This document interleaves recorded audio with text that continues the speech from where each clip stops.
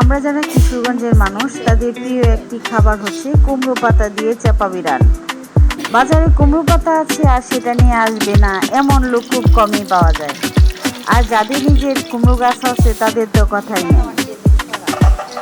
কুমড়ো পাতায় চাপার বড়া, চাপা বিরান, ৩-৪ ধরনের চাপার ভর্তা আমরা তৈরি করি।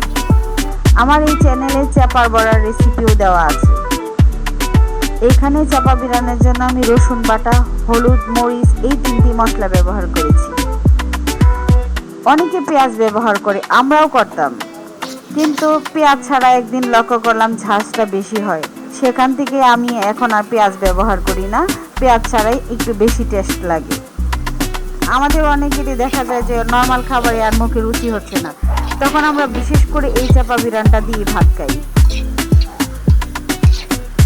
কে কে আমার মতো এই ধরনের চাপা বিরান পছন্দ করেন?